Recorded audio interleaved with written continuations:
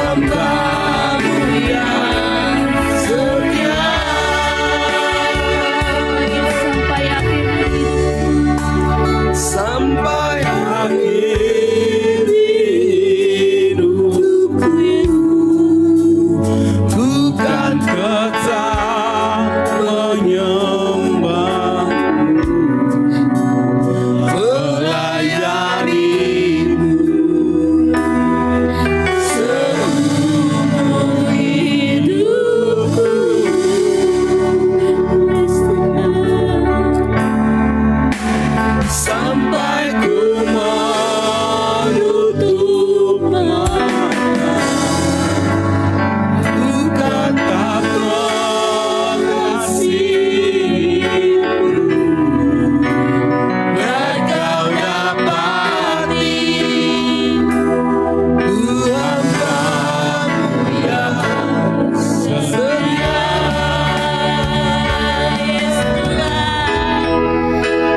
Sampai Akhir hidupku,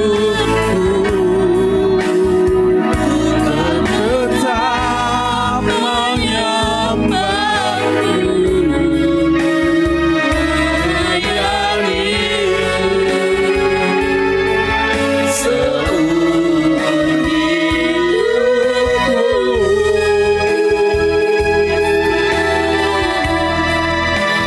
Sampai ku menutup mata, ku tetap mengasihimu. Biar kau dapati ku hambamu yang setia.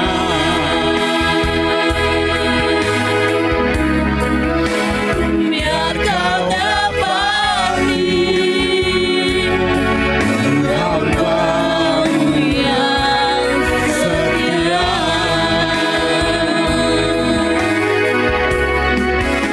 Biar kau dapati ku hambamu yang setia. Mari kita menyembah Tuhan. Terima kasih Yesus, terima kasih Bapa. Glori bagi nama-Mu.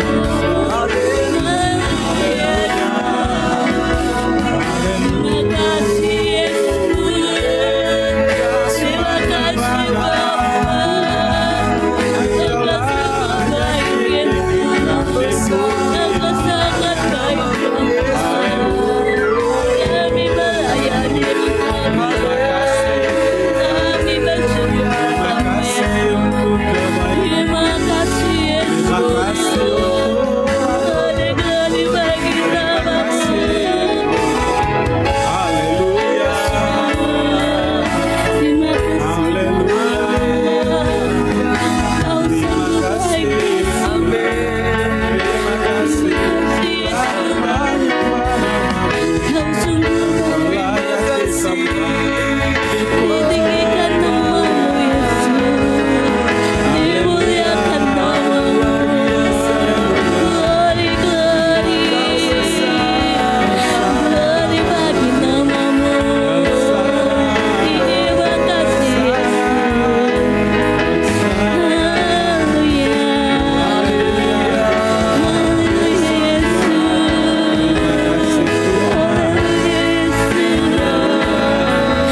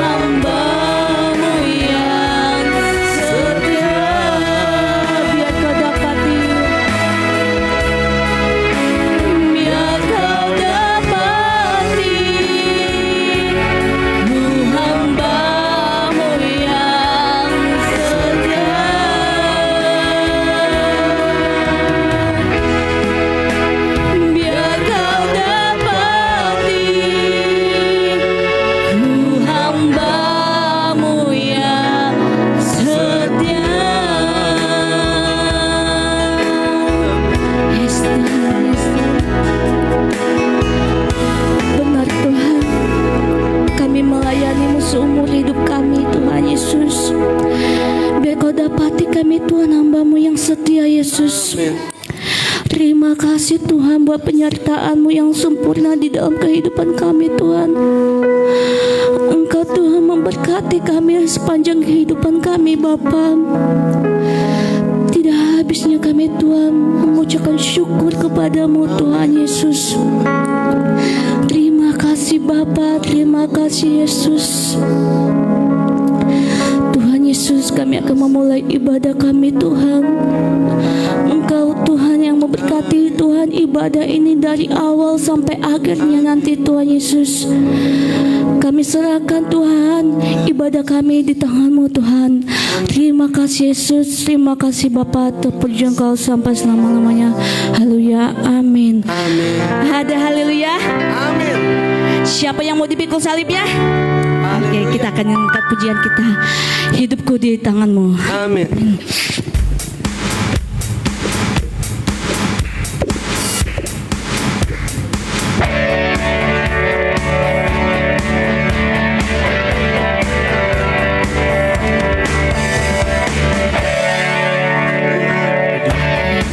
Ada di tangan-Mu, Kau berikan yang terindah.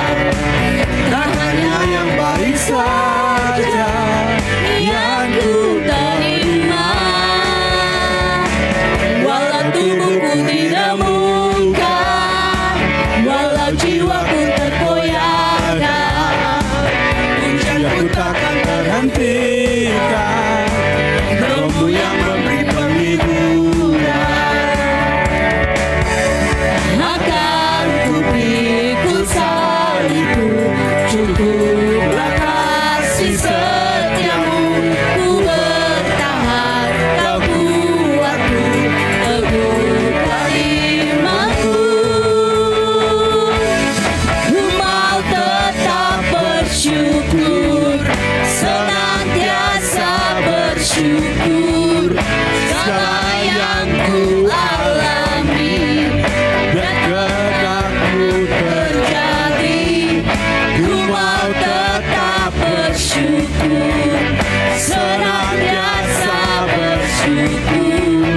Hatiku kan bersuka, sebab hari ini hari yang terbaik.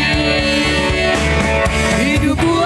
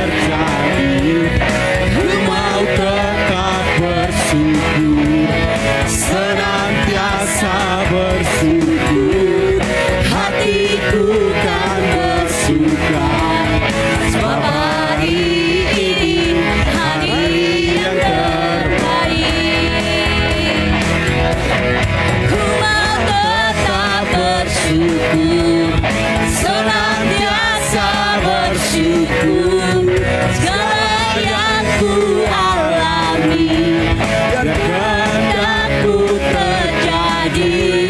Ku mau tetap bersyukur, senantiasa bersyukur. Hatiku kan bersuka, sebab hari ini hari yang terbaik. Sebab hari ini, sebab hari ini hari yang terbaik. Sebab hari ini hari yang terbaik. Haleluya, hari ini yang terbaik. Selanjutnya dan hari selanjutnya hari yang terbaik. Haleluya. Amin. Sebab Tuhan yang maha besar. Amin. Amin. Kita angkat pujian kita. Sebab Tuhan yang maha besar.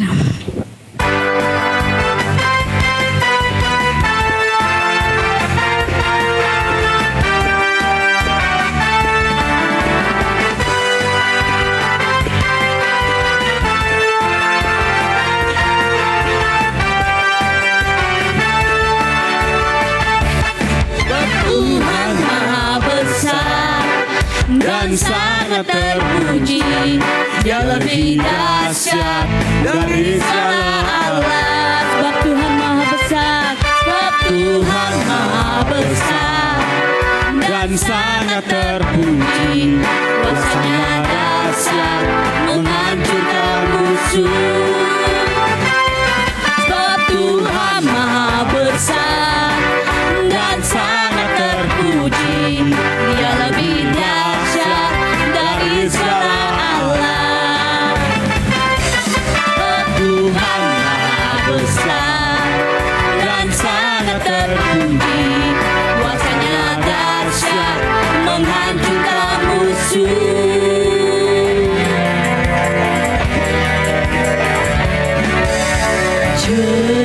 Ceritakanlah kemuliaannya di antara segala bangsa, dan perbuatannya yang sungguh ajaib di antara suku bangsa. Tuhan maha besar dan sangat terpuji. Dia lebih dahsyat dari segala Allah. Sebab Tuhan maha besar dan sangat terpuji. Kuasanya dahsyat menghancurkan musuh.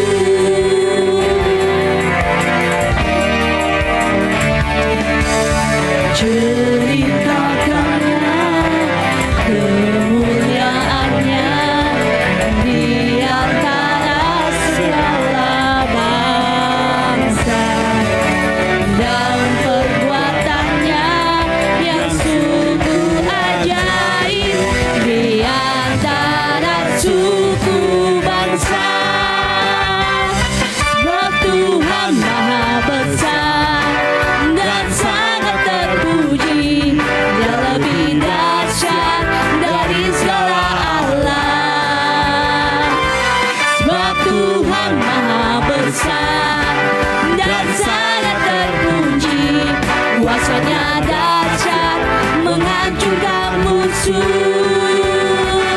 Sebab Tuhan maha besar dan sangat terpuji.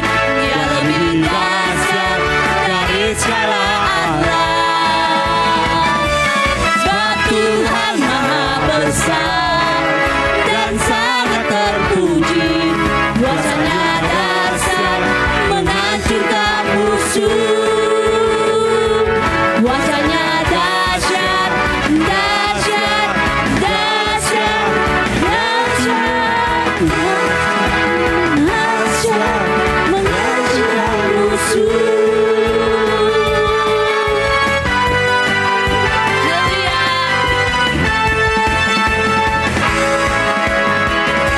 Ada haleluya.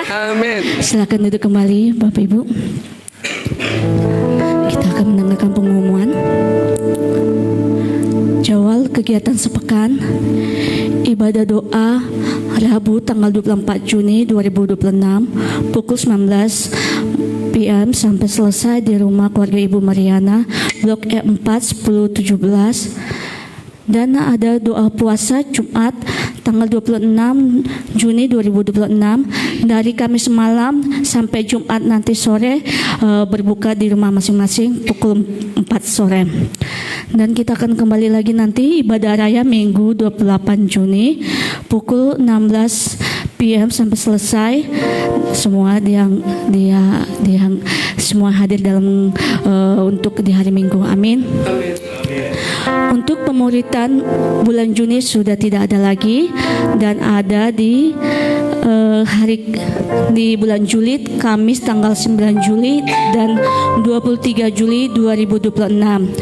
Offline-nya jam 16 sampai jam 18 sore, dan online-nya 19 sampai 21 malam.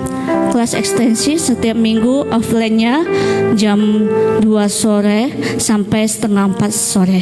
Haleluya.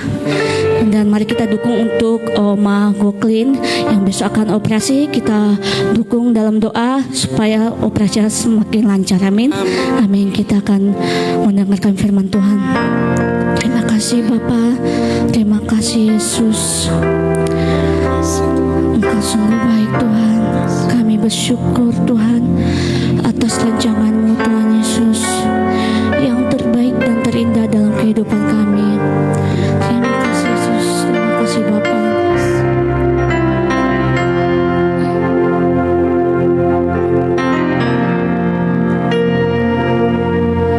Kami bersyukur atas rencana-Mu yang terbaik dan terindah bagi kami.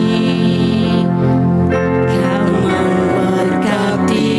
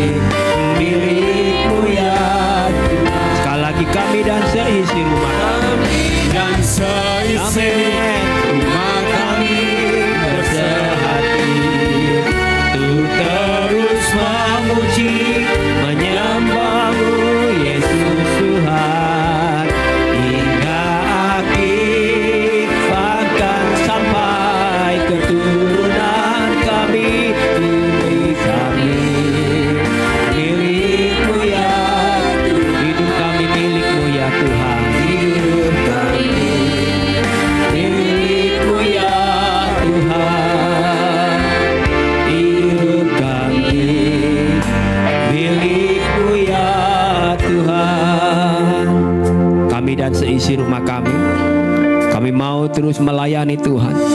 Kami dan seisi rumah kami terus mau menyembah Tuhan. Bahkan kami dan seisi rumah kami mau terus setia datang kepada Tuhan. Terima kasih Yesus. Kembali Engkau urapi kami, ya kami bisa kembali dengar firman Tuhan hari ini Bapa. Jemaat-Mu yang hadir di tempat ini maupun jemaat-Mu yang mengikuti siaran ini, atau siapapun di antara kami Bapa, biarlah kami percaya kami akan diberkati oleh setiap kebenaran firman Tuhan yang akan kami dengar pada sore hari ini. Terima kasih buat pujian yang kami naikkan. Tuhan, Engkau yang disenangkan ya Bapa, di atas segala-galanya. Terima kasih Tuhan, terima kasih. Di dalam nama Yesus kami menyerahkan kebenaran firman-Mu dari awal hingga pada akhir. Amin, amin. Silakan duduk jemaat yang saya kasih Tuhan.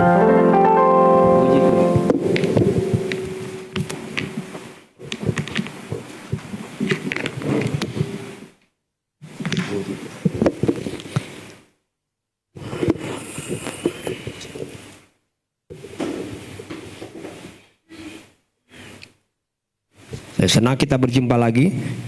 Masih di minggu yang sekarang, minggu ketiga kita ada di sini. Minggu depan adalah minggu akhir di bulan Juni. Saudara kasih Tuhan, kita bersyukur Tuhan itu menolong dan membaik dalam setiap perjalanan hidup kita. Amin. Puji Tuhan. Kita masih dalam tema besar kita, bicara tentang keluarga. Sambil saya hidupkan tab saya. Puji Tuhan. Tab gak dia papain, dia mati sendiri. Luar biasa memang ini tab ini. Puji Tuhan. Saudara diberkati Tuhan, amin. Amin. Saudara siap dengan firman Tuhan hari ini? Kita kembali lagi belajar tentang keluarga. Oke. Nah, sepanjang bulan ini kita bicara tentang keluarga. Yang luar biasa, Tuhan kasih kita kebenaran yang luar biasa, yang baru dan selalu baru buat kita untuk belajar tentang keluarga. Saya kasih judul minggu ini bicara tentang roh yang menjadikan kamu anak Allah. Judul ini timbul dari ayat yang akan kita baca bersama-sama. Roma 8 ayat 15, nanti kita akan baca dalam terjemahan yang berbeda. Roma 8 ayat 15. Mari kita baca sama-sama. 1, 2, dan 3. Yang kamu jadi takut lagi, tetapi kamu telah menerima roh yang menjadikan kamu anak Allah. Oleh roh itu kita berseru, ya Aba, ya Bapa. Sekali lagi saudara-saudara, dikatakan diangkat jadi anak atau diadopsi jadi anak.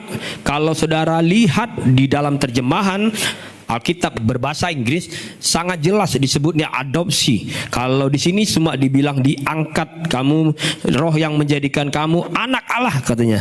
Kalau di dalam terjemahan bahasa Inggrisnya disebutnya adopsi atau diangkat. Nah, minggu lalu saudara, kalau saudara ikuti kebenaran firman Tuhan minggu lalu, saudara yang hadir atau mungkin saudara yang nggak hadir tapi ikuti, karena kan kita punya siaran kita.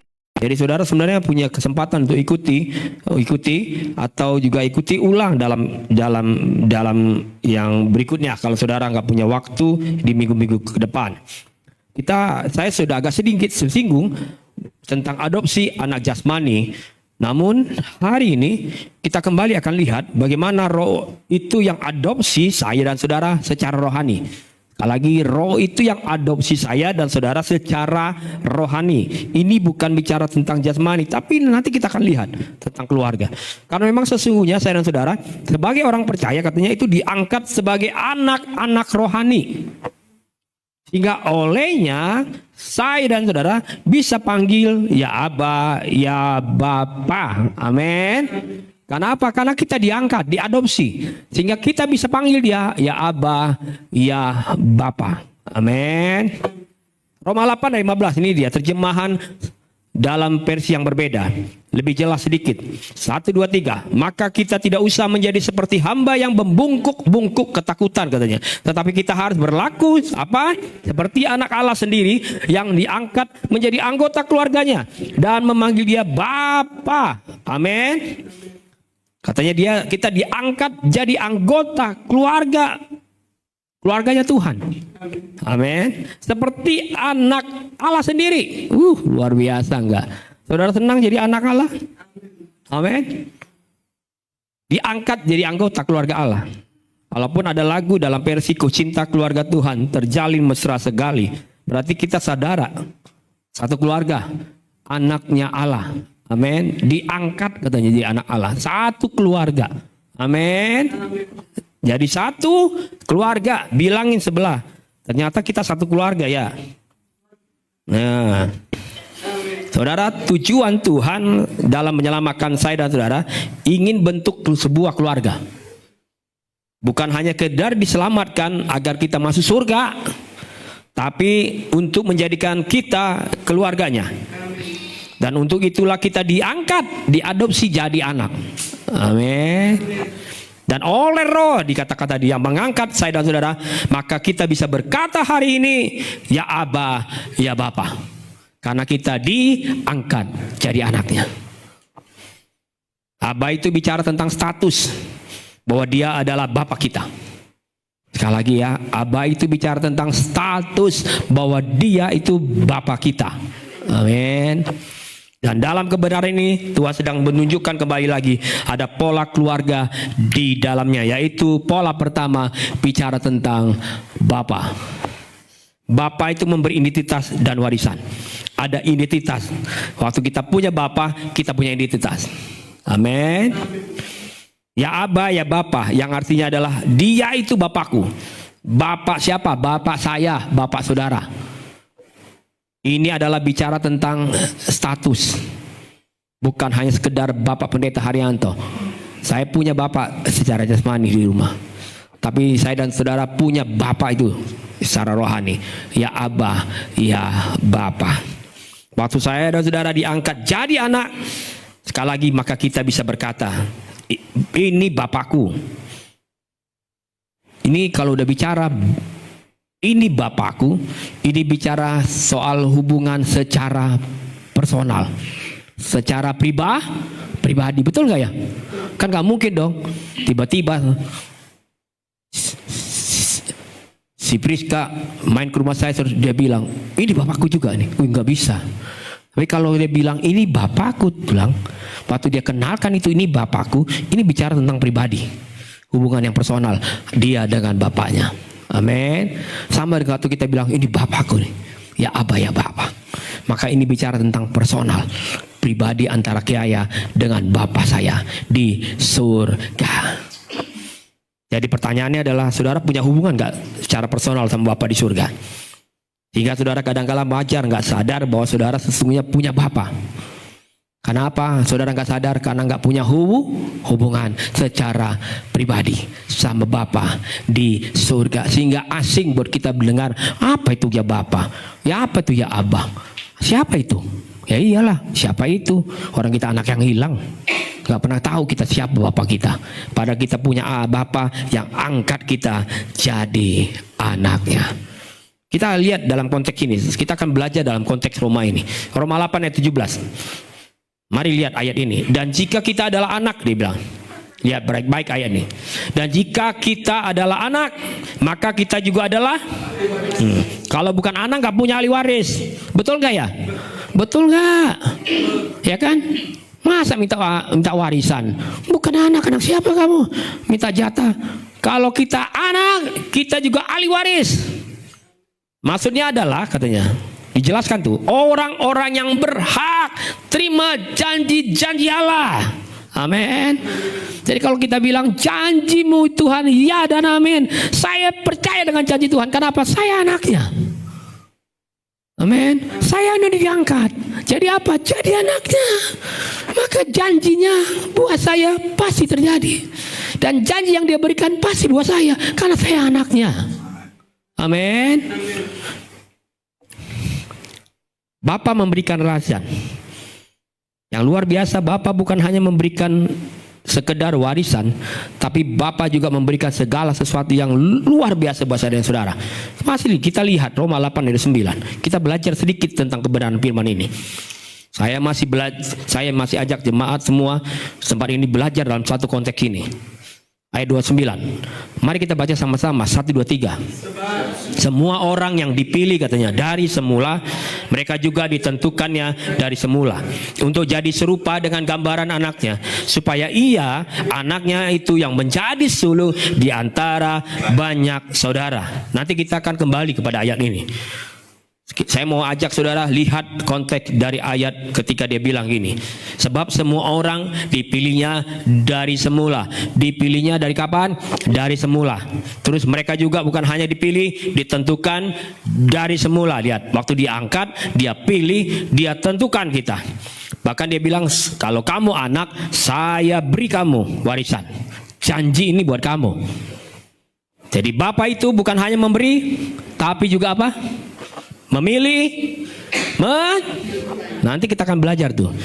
Itu kemarin saya singgung-singgung. Kenapa saya singgung-singgung minggu lalu tentang hilangnya fungsi pengembalaan di dalam sebuah keluarga.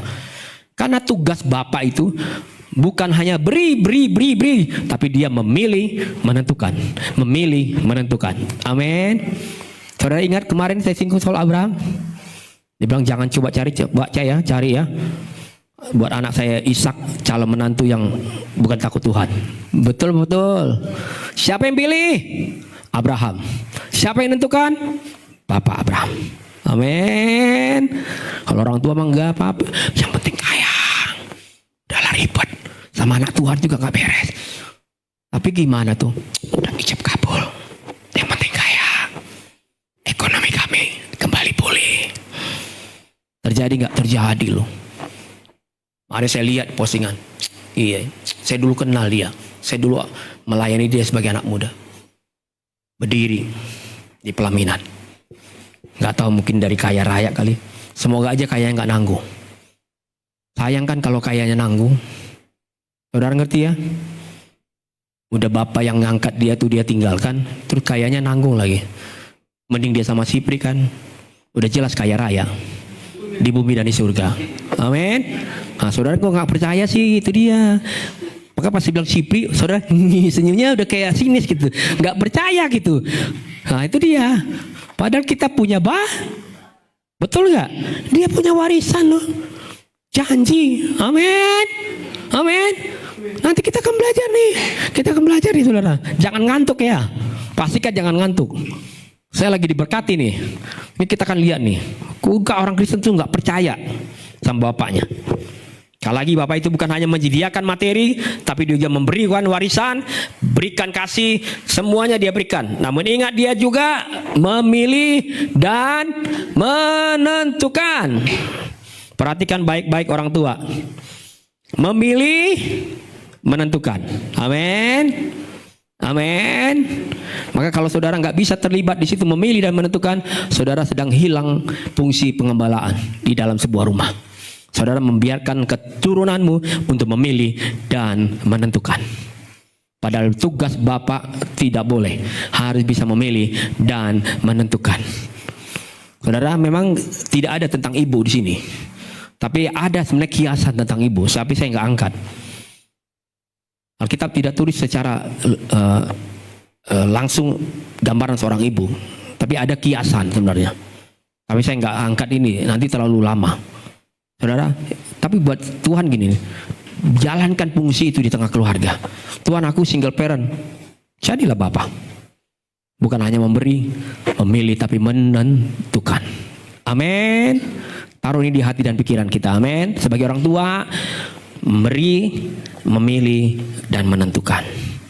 Berikutnya, pola berikutnya yang Tuhan bangun. Bicara tentang saudara.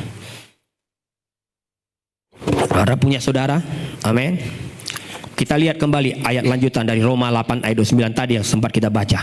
Tapi ayat yang terakhirnya dikatakan apa? 1, 2, 3. Supaya ia, katanya, anaknya itu menjadi apa? Sulung di antara banyak saudara. Banyak saudara, bukan sedikit saudara, tapi banyak saudara. Makanya Tuhan ingin bangkitkan generasi-generasi dengan tujuan supaya Yesus jadi yang sulung di antara banyak generasi, banyak saudara. Yesus itu menjadi sulung di antara banyak saudara, dan panggilan kita diangkat untuk jadi anak dan menjadi saudara daripada Yesus. Saya dan saudara ini saudaranya Yesus. Amin. Amin. Kita punya Bapa di surga. Kita punya saudara namanya Yesus. Amin. Kan ada lagunya ya. Tapi lagunya bilang apa sih? Yesus kau sahabatku. Sebenarnya bicara tentang saudara. Punya hubungan yang dekat. Sampai kapanpun. Jadi yang pertama ada Bapa.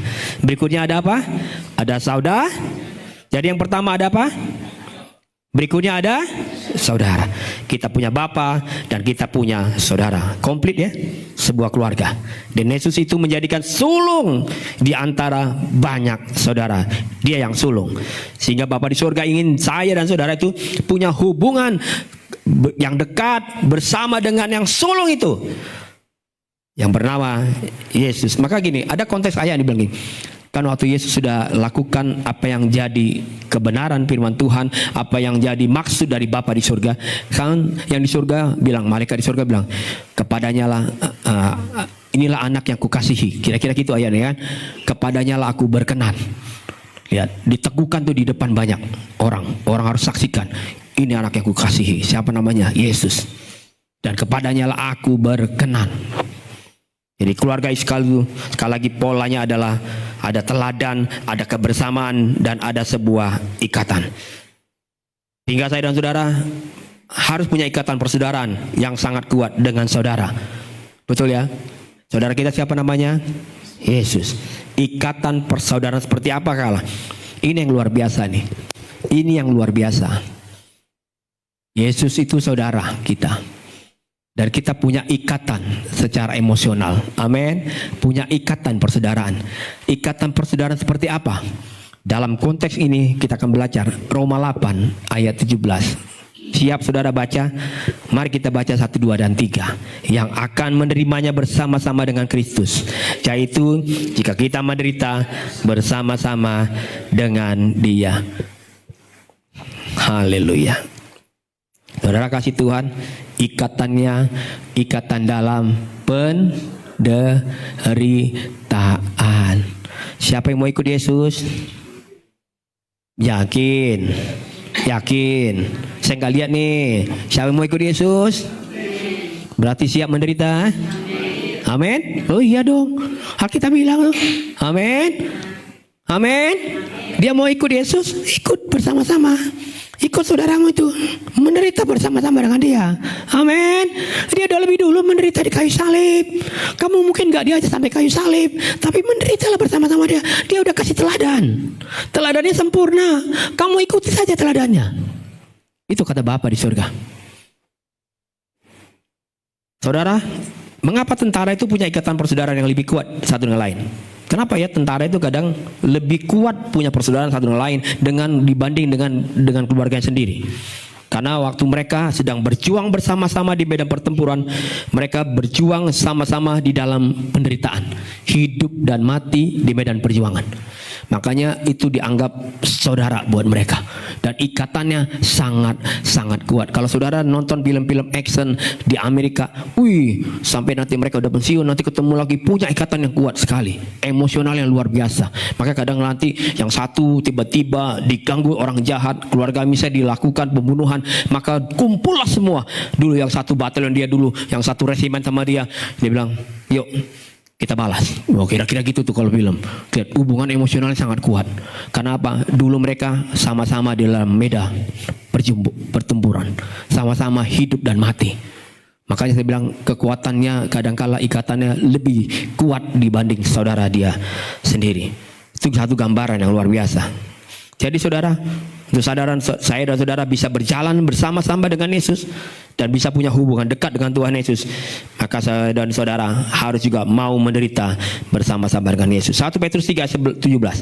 Sebab lebih baik menderita karena berbuat baik, jika hal itu dikehendaki Allah, daripada menderita karena berbuat jahat.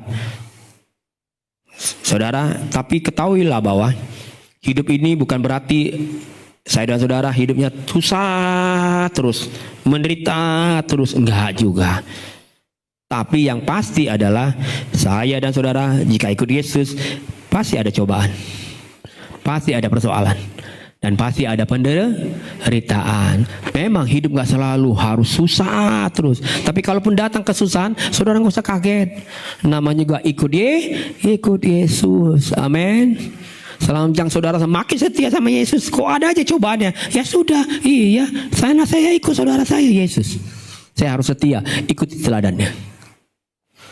Kembali lagi bahwa sesungguhnya Tuhan dari sejak semula sudah punya pola itu bagi keluarga. Ada bapa, ada anak yang sulun. Dan supaya kita jadi saudara dari anak yang sulung itu, maka saudara-saudara perlu dilahirkan dalam rahim yang benar. Nanti kita akan lihat poin yang berikutnya, yaitu dalam kepercayaan yang benar. Ya dong, orang anak dalam keluarga kan harus dilahirkan dari rahim yang ada. Betul nggak? Sehingga bukan anak sembarangan. Saya dan saudara kan gak mau jadi anak sembarangan, saudara sembarangan dari Yesus. Makanya harus dilahirkan dari rahim yang benar dan kepercayaan atau keyakinan yang benar. Karena banyak keyakinan-keyakinan di luar sana yang sepertinya benar tapi tidak benar di dalam firman Tuhan. Yang ketiga, dilahirkan dari rahim dan keyakinan benar. Sebab ketika kita tidak lahir dari rahim yang benar dan kepercayaan yang benar, maka saya dan saudara akan sulit untuk bisa sungguh-sungguh percaya kepada Bapa dan kepada Yesus. Karena ada banyak orang Kristen bisa bilang dia percaya sama Yesus, namun sesungguhnya apa yang mereka lakukan tidaklah menggambarkan kepercayaan yang benar kepada Yesus. Cuma sekedar bilang aku percaya sama Yesus. Tapi dalam hidupnya tidak pernah menggambarkan bahwa dia sesungguhnya percaya sama Yesus. Mereka hanya percaya di mulut saja, tapi tidak pernah percaya dalam setiap tindakan hidupnya. Makanya nggak salah saudara, pulang ibadah pasti kita khawatir lagi. Besok kita pasti takut lagi. Besok kita pasti cemas lagi. Terus besok kita pasti nggak tenang lagi hidupnya. Hati ini mulai gelisah lagi. Begitu terus tuh hidupnya. Terus naik tensi kita. Terus tiba-tiba naik asam lambung kita. Begitu terus. Terus besok nanti diteguhkan lagi.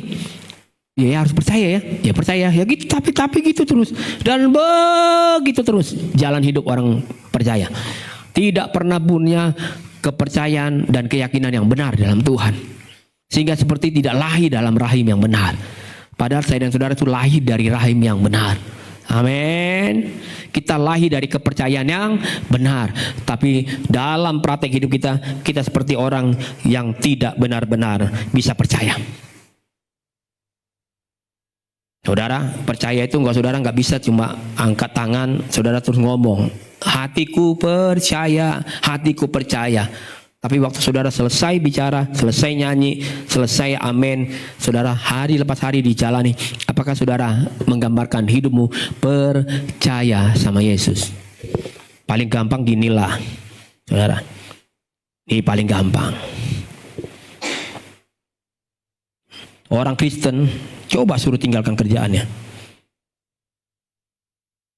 Wah, mana bisa Pak Pendeta? Bisa bahaya saya. Loh kan ya hari ini ibadah sama Tuhan. Kok gak bisa bilang sama yang pimpinan, saya gak mau kerja hari ini, saya mau ibadah sama Tuhan saya. Karena dialah yang buat saya bisa punya pekerjaan, punya berkat. Tapi bisa gak? Gak bisa. Betul. Gak bisa. Sekolah lagi, anak-anak pun diajar gitu. Oh iya dia mau ujian nih, saya mau bikin gini nih, biar berhasil. Belajar.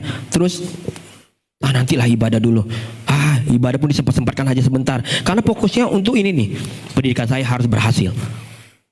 Kembali lagi, saudara percaya nggak? Pada tadi baru doa bilang, doakan kami Pak Pendeta ya, anak kami bisa masuk kuliah ini, bisa tembus dalam SMA ini, bisa berhasil di sini. Iya, percaya, amin. Dalam tindakannya nggak pernah percaya. Betul. Kan kita lebih percaya dengan persiapan yang kita bukan saya bilang nggak boleh persiapan loh, harus persiapan, betul nggak? Saudara bikin persiapan luar biasa boleh, tapi kembali harus ingat, semua persiapan saya terbatas. Tanpa dia saya nggak bisa ada. Bisa nggak gitu? Jalan nggak pusing pengembalian di rumah. Terus orang tua bisa bilang, nah stop, sekarang waktunya kita doa. Amin. Nah stop, ini waktunya kita yuk 15 menit nyembah Tuhan. Amin. Bisa nggak? Nah stop ya, waktunya kita harus melangkah ke rumah Tuhan hari ini. Amin. Tapi saya belum selesai nih persiapan. Nanti persiapannya, kan ada Tuhan yang akan nolong. Bisa nggak? Nggak bisa. Sama dengan pekerjaan cari uang, sama. Kalau perusahaan suruh kita lembur mau 24 jam sanggup. Mau dibilang Pak Pendeta doakan ya, aduh badan riang-riang. Kenapa? Karena pekerjaan nih, aduh numpuk banget semua. Tapi itulah Tuhan tuh baik. Wih, Tuhannya baik. Suruh lembur di gereja mana bisa. Jangankan lembur, datang 2 jam aja gak bisa. Serius sama Tuhan. Bisa percaya kita sama Tuhan, bilang saya percaya sama Tuhan yang pemilik hidup saya. Terus Bapak di surga bilang, ya, kamu belum bisa. Kamu gak pernah bisa lahir dalam kepercayaan yang benar. Kamu gak anggap saya Bapamu di surga. Sehingga kamu gak merasa kamu pemilik yang bisa terima warisan dari surga. Padahal aku punya warisan, udah aku catat dalam Alkitab. Aku punya janji, dan janjiku itu iya dan amin. Janji manusia bisa meleset, betul gak? Ya kan? Keberhasilanmu pun nanti kamu mau S1, S2, S3, tanpa aku selesai hidupmu. Aku yang bisa nolong. Kamu gak punya S1, S2, S3, asal ada aku, kamu diberkati.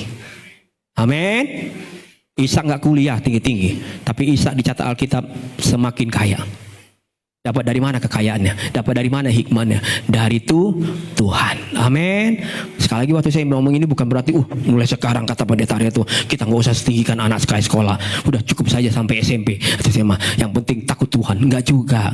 Kalau saudara punya kesempatan kuliah, kuliahlah setinggi-tingginya langit. Tapi yang terpenting ajar anak-anak kita tunduknya hanya sama Tuhan. Amin. Saudara percaya sama Tuhan? Saudara percaya sama Tuhan? Coba bilang sama sebelah, suami istri atau siapapun si hadir sini, kamu percaya gak sih sama Tuhan? Jangan-jangan kita gak percaya nih sama Tuhan. Kita lihat nih Roma 10 ayat 9. Mari kita baca sama-sama ayat ini 1, 2, dan 3. Sebab jika kamu mengaku dengan mulutmu, perhatikan baik-baik hari ini, bahwa Yesus adalah Tuhan, dan percaya dalam apa? Hatimu bahwa Allah telah membangkitkan dia dari antara mati, maka kamu akan Jadi bukan hanya sekedar mengaku pakai mulut, tapi percaya itu harus ada dalam hati ini. Amin. Amin. Percaya di dalam hatimu, timbul dalam hatimu, kamu percaya. Bukan sekedar dari mulutmu aja percaya, tapi memang hatimu itu bilang percaya. Slide ini baca baik-baik. Percaya itu bukan hanya dari mulut dan perasaan, tetapi dari dalam hati. Sekarang kita akan belajar apa sih itu di dalam hati. Saudara percaya itu bukan sekedar perasaan emosi yang sesaat. Ada orang kadang cuma emosi yang luar biasa, apalagi kalau ibadah-ibadah yang besar, emosinya luar biasa. Terus dibarengi lagi dengan getar-getar, goyang-goyang. Kan ada orang goyang-goyang, tangannya gampang banget goyang. Ditumpang tangan, jatuh dia, rebah. Luar biasa. Tapi dalam hidup sehari-hari tidak pernah percaya sesungguhnya. Saudara tahu, iblis juga dicatat Alkitab. Waktu dengar nama Yesus, dia bilang sama sebelah, nggak cuma gemetar. Iblis juga tahu gemetar doang, betul nggak? Tapi iblis nggak kayak kita sungguh-sungguh ikut Tuhan Yesus, percaya sungguh-sungguh dalam hati. Iblis mah gemetar. Orang Kristen itu cuma gemetar, tapi hatinya nggak pernah dekat dengan Tuhan. Jadi percaya dalam hatimu sesungguhnya bicara tentang keyakinan kita yang sangat kuat kepada Tuhan. Matius 6 ayat 21 berbicara. Mari kita baca ayat ini sama-sama. Lihat baik-baik. Tadi saya di awal sudah tinggal. Contohnya 1, 2, 3. Karena di mana hartamu berada, di situ juga hatimu berada. Itu maksud saya tadi. Contoh. Orang nggak bisa tinggalkan itu tadi itu. Pekerjaan, cari nafkah, apalagi keberhasilan. Mau berhasil jadi sarjana, mau apa kayak SMP, SMA. Nggak bisa. Kami mau persiapan ujian nih Pak Pendeta. Anak-anak gak bisa diganggu. Mau ujian. Oh ya? Udah ibadah. Nanti aja Pak. Nanti aja online bisa. Karena mereka harus persiapan. Ini penting buat masa depan mereka. Tapi pas di gereja nanti diajarin. Siapa yang punya masa depan? Siapa yang pegang masa depan kita? Oh ya, masa depan kami ada dalam tangan Tuhan. Tapi hidupnya percaya nggak? Nggak percaya. Sesungguhnya betul udahlah jujurlah, ya kan? Enggak gitu yang kita kerjakan. Maka Tuhan bilang, kamu cuma percaya sama mulut kamu aja. Hidup kamu setiap hari aku lihat nggak percaya sama aku, karena kamu nggak pernah tinggalkan itu. Makanya Tuhan bilang sampai dia bilang, di mana hartamu berada, di situ hatimu berada. Di mana harta saudara hari ini? Di situ hati saudara. Tapi kalau harta saudara ada di Yesus, bukan sekedar nyanyi, dia harta sesungguhnya, tapi betul-betul saudara percaya itu harta saya sesungguhnya. Karena dia yang ciptakan saya. Walaupun mungkin secara lahiriah orang lihat saya biasa saja. Secara lahiriah, pelayanan ini cuma sewa gedung saja. 1 lantai lagi. Tapi kata Tuhan, seberapa kamu percaya dengan keyakinanmu kepada saya? Amin. Kalau kau lahir dari rahim yang benar, lahir dari kepercayaan benar, layani saja kata Tuhan. Amin. Kan urusan penyediaan, warisan, janji itu aku yang punya. Amin. Nanti aku yang akan memilih, menentukan juga. Amin. Yesaya 36 ayat 26. Kamu akan kuberikan hati yang baru dan roh yang baru di dalam batinmu, dan aku akan menjauhkan dari tubuhmu hati yang keras dan kuberikan kepadamu hati yang taat. Agar kita semakin paham. Lukas 2 ayat 19. Ini bicara tentang bagaimana saudara simpan semua dalam hatimu. Lukas 2 ayat 19. Mari kita baca 1, 2, 3. Tetapi Maria menyimpan segala perkara itu di dalam hatinya dan merenungkannya. Amin. Maria simpan segala perkara itu dan dia renungkan dalam hatinya. Jadi isi di dalam hati saya dan saudara bukan sekedar emosi sesaat, perasaan-perasaan sesaat, tapi juga datang dari pikiran dan pengertian kita akan firman Tuhan. Karena waktu kita punya pikiran, punya pengertian bahwa Tuhan itu sangat memelihara kita, maka itu akan mempengaruhi bagaimana kita punya iman percaya kepada Tuhan. Amin. Kenapa? Itu yang menguasai hidup saya dan saudara. Itu yang kita pikirkan, itu yang kita selami, dan kita punya pengertian. Oh iya, semakin ngerti saya. Oh ini tuh maksud Tuhan. Oh begini tuh maksudnya dia tentang janjinya. Oh ini yang dimaksud dengan pemeliharaannya. Oh semakin saya memahami, semakin kami mengerti keluarga kami. Oh dia caranya begini menolong kami. Oh semakin nanti saudara akan memahami. Saudara akan tahu betul, iya. Dan saudara simpan itu di dalam hati dan saudara renungkan itu. Amin. Pertanyaannya, apa yang saudara simpan dalam hatimu hari-hari ini? Hanya saudara yang tahu sendiri. Ingat, itulah yang sangat menentukan seberapa besar keyakinanmu terhadap Tuhan Yesus. Ketika engkau simpan apa dalam hatimu? Apa yang saudara simpan hari ini? Kegelisahan? Lagi gak punya uang? Gimana nih? Mau buka pinjaman baru? Itu yang kau saudara simpan. Semakin itulah yang menentukan jalan hidupmu. Tapi kalau kau simpan perkara-perkara yang Tuhan sudah sampaikan, simpan baik-baik, renungkan. Simpan baik-baik, renungkan. Simpan baik-baik, renungkan. Kau terus jalan, kau akan lihat banyak mujizat Tuhan terjadi. Amin. Karena kau makin mengerti dan memahami Tuhan itu Bapa yang baik buat saya. Minggu lalu sekali lagi saya sempat singgung sedikit tentang keluarga ini. Kita akan lihat di akhir khotbah saya akan ajak kita belajar dari kisah keluarga ini. Dan kemarin minggu lalu saya sudah singgung keluarga ini secara singkat. Bahkan saya ulang-ulang sekali lagi, saya sampaikan betapa pentingnya ada pengembalaan di dalam sebuah keluarga. Yuk bilang sama saya, penting pengembalaan di dalam sebuah keluarga. Saudara gini, kan kita lagi bicara tentang keluarga sepanjang bulan ini. Saya rindu jemaat GKI, ayo aktifkanlah, kembali fungsikan lagi, cetrek. Yang selama ini mungkin dibikin mati, dibikin on kan sekarang. Saya on kan. Gimana caranya? Saya mau belajar. Mungkin dengan cara saya yang sederhana ini gak apa-apa. Yang penting saya belajar. Kan gak ada orang yang ujuk-ujuk sempurna, gak ada. Semua kita gak ada yang sempurna, bener gak? Tapi kita yang penting mau belajar. Saya mau belajar lah. Cekrek, saya belajar. Ya walaupun cuma sederhana, cuma nyanyinya sedikit saja, terus doanya pun terbatas-batas, nggak apa-apa. Tapi saudara terus aktifkan fungsi pengembalaan. Bagaimana saudara bisa nasihati anak-anak, nasihati suami istri, bangun mereka satu keluarga, cinta Tuhan, dekat Tuhan, takut sama Tuhan. Terus saudara bangun, pelan-pelan. Apalagi saudara sebagai anak muda, lakukan walaupun kelihatannya kayaknya buat orang aneh gitu, nggak apa-apa, pelan-pelan dengan caramu sendiri. Tapi fungsikan itu pengembalaan itu.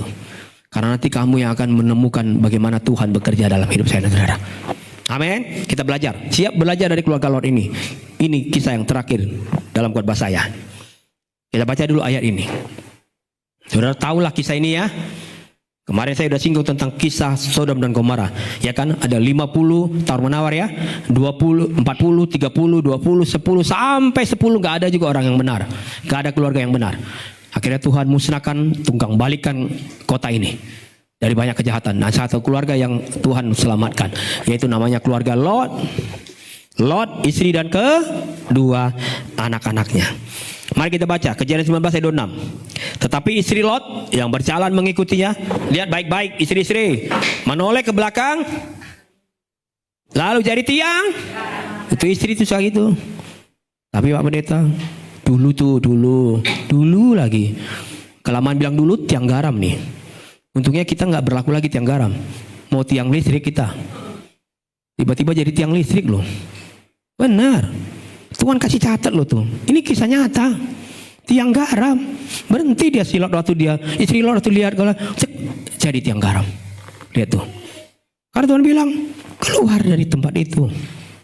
Lihat, karena Anda gak fungsi pengembalaan yang baik. Sebenarnya gini, Lot itu pribadi yang baik, pribadi yang benar dalam Tuhan. Tapi Lot tidak menjalankan fungsi pengembalaan. Pak Pendeta, saya ini suami yang baik. Betul. Pak Pendeta, saya istri yang baik. Betul. Tapi enggak punya fungsi pengembalaan. Tidak diaktifkan. Makanya ini yang terjadi resikonya. Saudara, nanti bacalah kisahnya. Saya nangis, sedih juga saya lihatnya.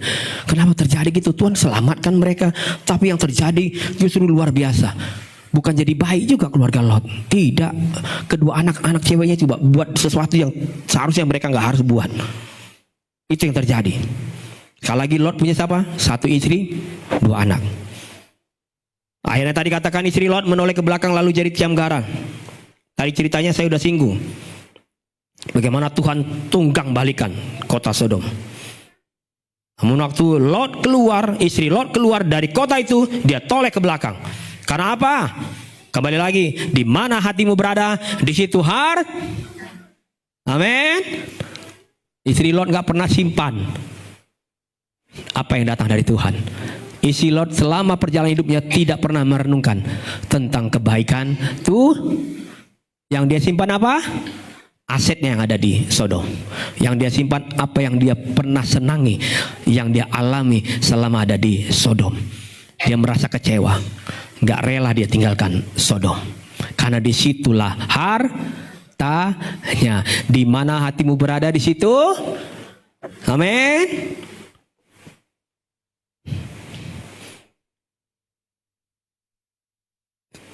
Lot itu orang yang benar. Sekali lagi, namun Lot dan istrinya tidak melakukan fungsi pengembalaan yang benar dalam keluarga. Sehingga bukan istrinya saja yang hatinya dan kepercayaannya masih melekat kepada Sodom dan Gomora. Anak-anak Lot pun sama. Di dalam hati mereka yang tersimpan bukanlah firman Tuhan, melainkan perkara-perkara dunia ini, perkara-perkara yang ada di Sodom. Secara fisik mereka memang keluar dari Sodom, namun secara moral ternyata pengaruh Sodom masih melekat di hatinya anak-anak Lot. Sehingga nggak heran saudara, pada akhirnya Alkitab catat anak-anak Lot lebih memilih melakukan perbuatan dosa. Apa yang dilakukan anak-anak Lot? Wah, nggak sekolah minggu nih. Siapa yang tahu apa yang dilakukan kedua anak-anak Lot? Hah? Gak ada yang tahu nih kayaknya. Ibu Eti tahu nggak apa yang dilakukan kedua anak Lot? Lihat, ini dosa nih dikerjakan nih. Nggak tahu kita kan? Lihat, anak-anak Lot tuh tumbuh di keluarga yang orang Kristen katanya. Ternyata lihat, dia buat dosa yang luar biasa, yang Tuhan gak suka. Dia bangun hubungan dengan incest dengan bapaknya sendiri. Saya cari, mungkin karena mereka nggak punya calon. Ada Alkitab catat, mereka punya calon, 2 calonnya. Anak-anak Lot merencanakan untuk lakukan hubungan dengan ayahnya sendiri. Akhirnya menghasilkan keturunan yang jadi musuh Israel di sepanjang zaman. Lihat kebenaran berikutnya dari kisah ini. Bagaimana tidak ada fungsinya pengembalaan dalam sebuah keluarga. Alkitab tulis bahwa sebenarnya Lot itu sudah punya 2 calon mantu. Calon mantunya juga sudah diajak untuk keluar dari Sodom. Saya nggak kasih ayat-ayat, biar saudara nanti baca saja di rumah kisahnya. Tapi kedua calon mantunya itu waktu aja Lot bilang, ayo Tuhan udah izinkan saya. Pesan malaikat bilang satu keluarga saya harus dibawa keluar dari kota ini. Dan saya bilang saya masih ada nih. Ya bawa, mana ada anak kamu, istri kamu, ada mungkin calon mantu kamu, bawa mereka. Dia bawa, diceritakan untuk diajak. Tapi mantunya keduanya bilang apa? Dia ledek-ledekin Lot, malah diolok-olok. Lu aneh ya, stres lo. Sok-sokan mau keluar dari kota ini. Ya udah mulai stres. Orang gila nih. Mungkin gitu kali. Walaupun Alkitab gak tulis seperti itu. Tapi kan mungkin kalau diceritakan banyak hal olok-olok yang disampaikan. Betul gak? Karena Alkitab bilang dia olok-olok gitu si Lot. Artinya apa saudara? Karena kedua calon mantunya itu orang yang gak percaya sama tuh.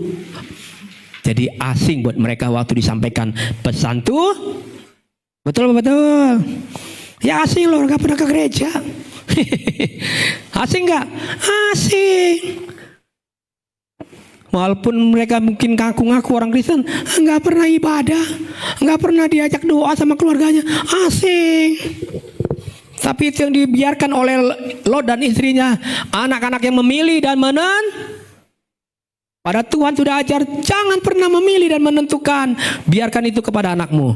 Tapi kau yang harus memilih dan menentukan. Amin, amin, amin. Saudara memahami sekarang kisah ini? Lot sebagai bapak seharusnya bukan hanya memberi. Sekali lagi dia juga harus memilih dan menentukan seperti apa untuk keluarga dan anak-anaknya. Tapi ternyata selama ini justru itu dibiarkan oleh Lot. Dia biarkan istrinya terlena dengan semua kemewahan saudara mendengar. Bahkan dia biarkan juga anak-anaknya pengaruh dunia ini melekat dalam hidup anak-anaknya. Saudara, saya mau sampaikan hari ini dengan kasih Tuhan. Jangan saudara pikir dengan tren mode dunia sekarang semua anak harus pegang HP, semua anak biasa kok. Dia harus ikuti perkembangan zaman ini. Betul. Tapi jangan salah saudara. Alkitab selalu relevan. Amin. Alkitab tidak pernah Firman Tuhan tidak pernah berubah. Kan ada lagi ya, firman-Mu Tuhan, penolong hidupku, dahulu sekarang selama-lamanya tiada berubah. Bukan yang kamu miliki harta itu, kamu kasih kepada anakmu, terus kamu harap dia akan menolong itu. Tidak, kata Tuhan. Amin. Terus kamu tawarkan ini lagi. Ya dah, biar gak ketinggalan zaman anak saya. Tuhan bilang, siapa bilang aku ketinggalan zaman? Amin. Kamu anggap firmanku ketinggalan zaman. Kalau bicara firman, bicara ayat seperti ketinggalan zaman. Pada Tuhan bilang, aku yang bisa nolong. Firmanku itu tidak pernah berubah. Amin. Saudara, saya serius di sini. Saudara mau sungguh-sungguh lihat anak-anakmu punya masa depan tahun-tahun ke depan luar biasa akan ditolong Tuhan. Amin. Fungsikan pengembalaan di tengah keluarga kita. Ajar anak cucu kita, jangan biarkan mereka memilih dan menentukan hidupnya. Tapi kita sebagai keluarga, sebagai gembala yang memilih dan menentukan. Tidak cukup saudara beri mereka punya sekolah, punya uang jajan, punya masa depan. No, kata Tuhan, tidak cukup. Tadi Tuhan udah ajar kita ya ini. Tugasmu juga harus memilih dan menentukan. Memilih dan menentukan kemana mereka melangkah. Maka kalau saudara bilang biarkan saja, nanti juga dia akan belajar, maka saat itulah kau sedang membuat keluargamu hancur dan jauh dari Tuhan. Amin. Saudara percaya? Saudara kayaknya nggak percaya nih. Jangan percaya sama saya, percaya sama firman Tuhan. Amin. Amin. Seberapa saudara mau ajar anakmu itu takut sama Tuhan? Amin. Seberapa saudara rindu lihat anak-anakmu itu cinta sama Tuhan? Ya. Bawa anak-anakmu, bawa cucu-cucumu hidup dalam satu keluarga yang melayani Tuhan. Sekali lagi saya ulang-ulang nih, karena kan kita lagi belajar konteks ini. Bapak seorang keluarga itu adalah mengembalakan. Amin. Fungsi gembala bukan hanya wah saudara nggak mau kan? Bukan hanya tapi apa? Udahlah Pak Pendeta, kita serahkan sama anak saya aja. Dia memilih dan menentukan. Dia udah dewasa. Maka ketika nanti dia ada sesuatu hal yang terjadi, saudara jangan datang ke pendetanya bilang, Pak Pendeta, doakan anak saya. Aduh, gagal dia. Kan kamu udah suruh dia memilih dan menentukan. Haleluya. Amin. Amin. Saudara jangan anggap itu musibah, terus itu urusannya setan. Setan ganggu anak saya. Ini roh jahat ini yang membuat anak saya punya pergaulan buruk. Bukan. Kita yang gak fungsikan sebagai pengembalaan. Kita gak pernah bilang sama anak kita, gak boleh itu. Kamu harus tunduk sama firman Tuhan. Belajarlah sekarang saudara, bahwa keluarga kita sungguh-sungguh dekat dengan Tuhan. Tentukan arah keluarga kita hanya percaya kepada Tuhan. Pastikan keluarga saya dan saudara sepenuhnya hanya percaya kepada Tuhan dan tidak pernah tergoyahkan oleh apapun. Jangan sampai keluarga kita hanya lebih percaya sama dunia ini, lebih percaya sama harta, lebih percaya sama apa yang kita kejar hari ini, lebih percaya sama masa depan kita. Kita pikir anak-anak kita punya masa depan, kalau udah kuliah di top itu udah pasti hebat. Tidak, kata Tuhan. Saya mau sampaikan itu. Siapa yang bilang saudara akan berhasil anakmu kalau sudah tempat kuliah yang hebat? No.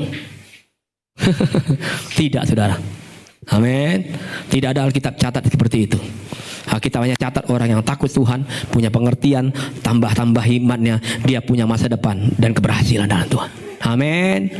Sukses dia dimanapun berada. Dia bangun bisnis bisa sukses. Semua karena apa? Hikmat dari Tuhan. Bukan ilmu yang cuma dia dapat dari dunia ini, tapi hikmat dari Tuhan. Mari kita pakai berdiri.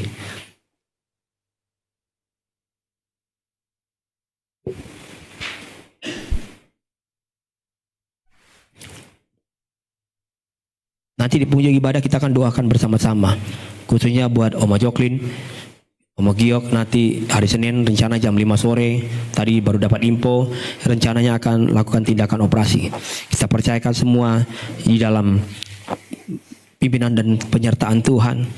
Kalau Tuhan betul izinkan itu terjadi, tindakan operasi ini akan mendatangkan sesuatu yang baik dalam kehidupan Oma Gioklin secara pribadi.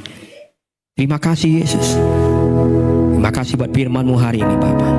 Engkau baik buat kami. Engkau sedang mengajarkan kami gereja-Mu. Betapa pentingnya kami menjadi satu keluarga yang utuh di dalam Tuhan. Jadi keluarga yang melayani Tuhan, keluarga yang mengasihi Tuhan. Kami enggak hanya sibuk memberi kepada anak-anak kami, bahkan memberi kepada keturunan kami, tapi juga kami mengajarkan mereka untuk bisa juga melihat apa yang kami pilih, apa yang kami tentukan dalam hidup mereka. Bahwa kami jadi keluarga yang memfungsikan pengembalaan dalam keluarga kami.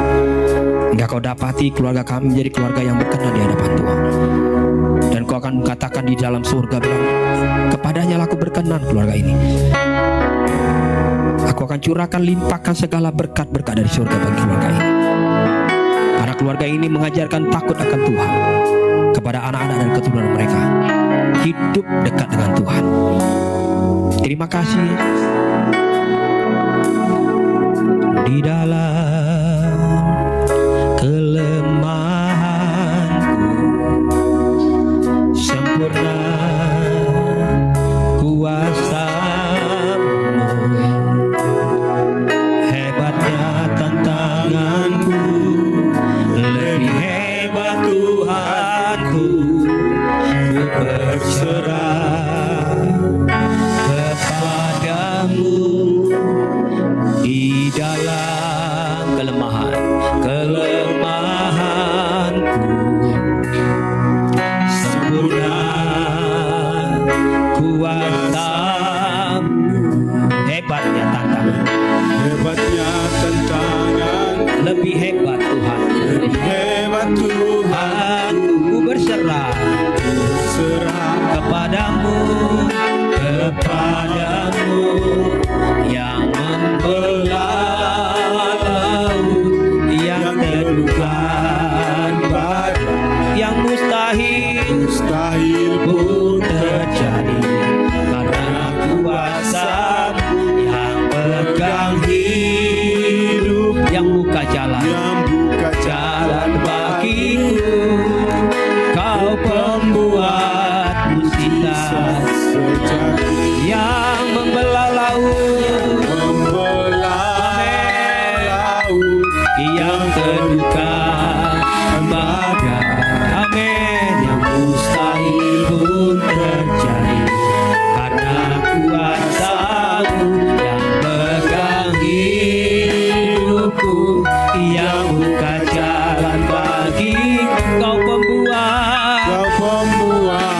mujizat sejati.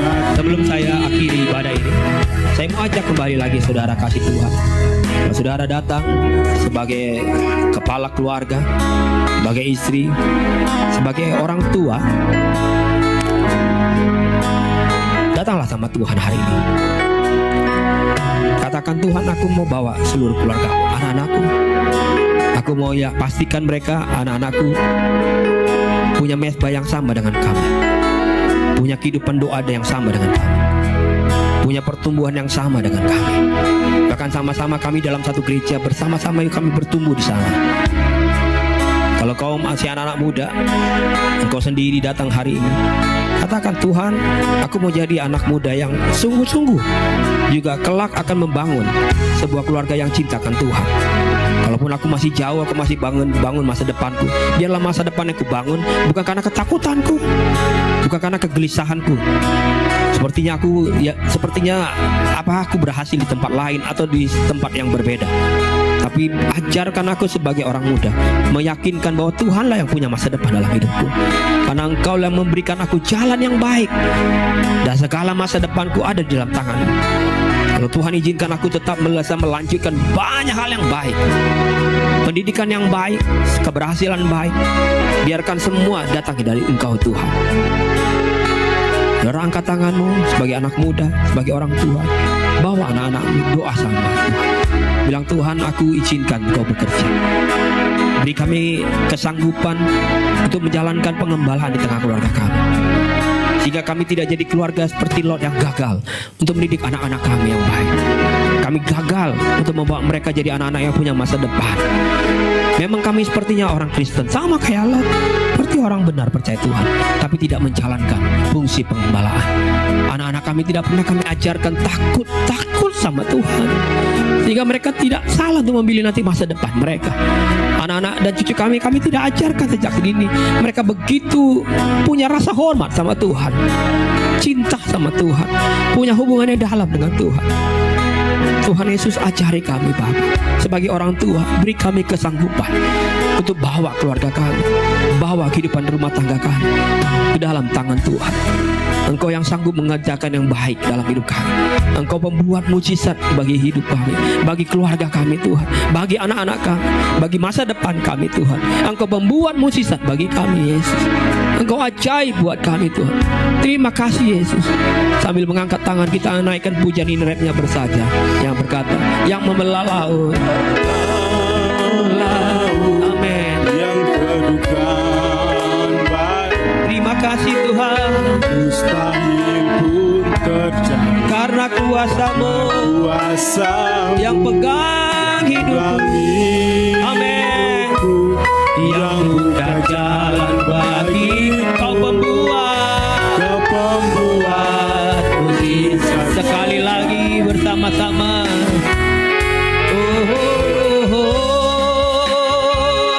Yang membelah,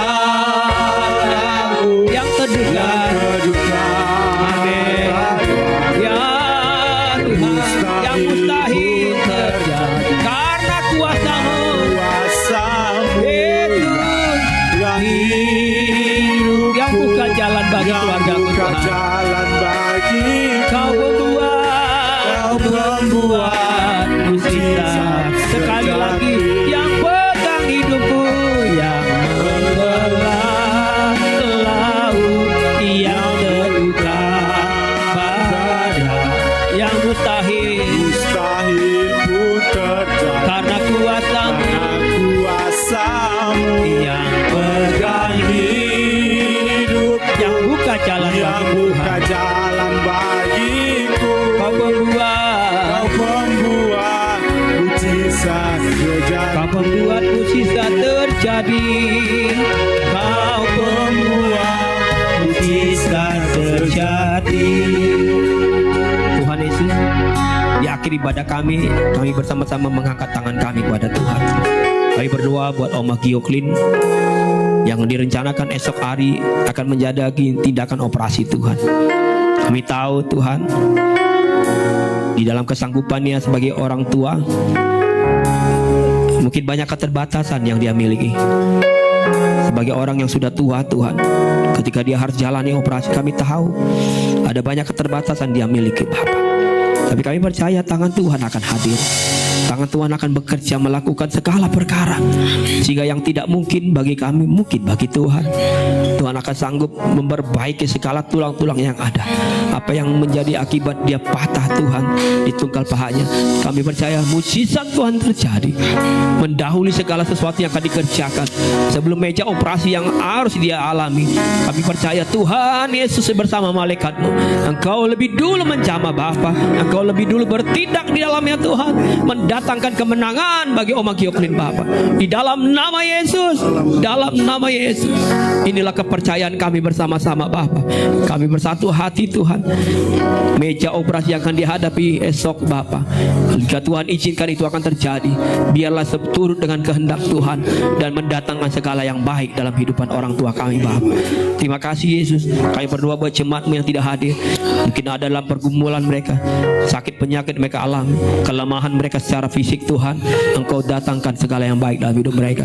Kalaupun mungkin hati mereka jauh dari Tuhan, biarlah Tuhan yang mengajar-ajari mereka, Roh Kudus yang melembutkan hati mereka.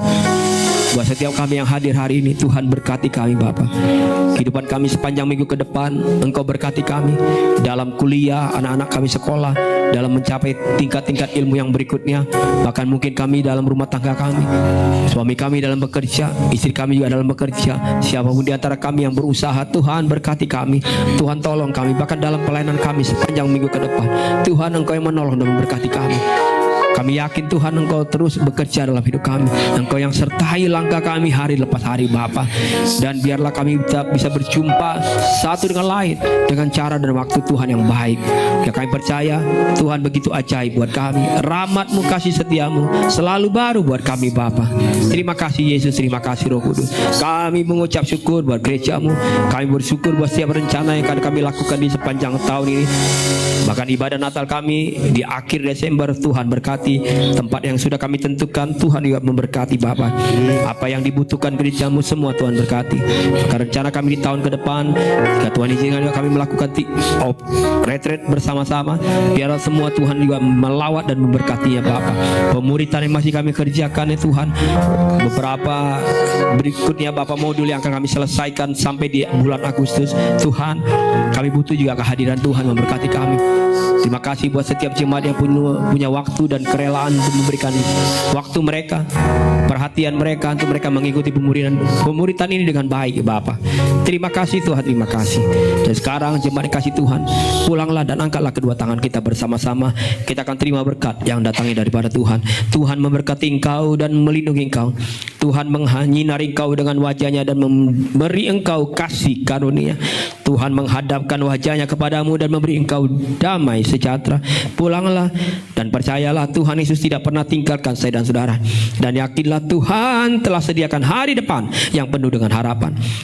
Kasih karunia dan damai sejahtera dari Allah Bapa, Tuhan kita Yesus Kristus sekiranya menyertai langkah hidup saya dan saudara mulai sore hari ini, besok dan sampai selama-lamanya. Sambil mengucap syukur, kita naikkan pujian ini, ku nyanyikan haleluya.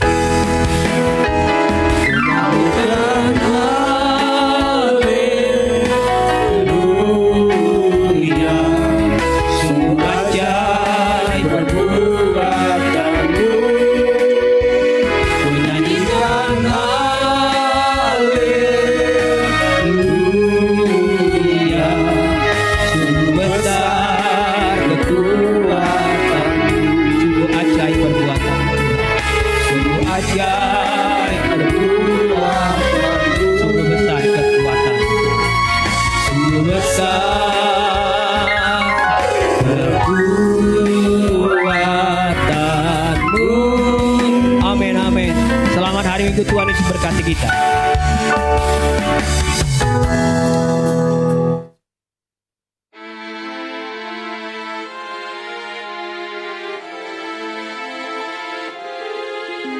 Bersyukur padamu, oh Yesusku, Engkaulah jawaban doaku. Ku bersyukur padamu,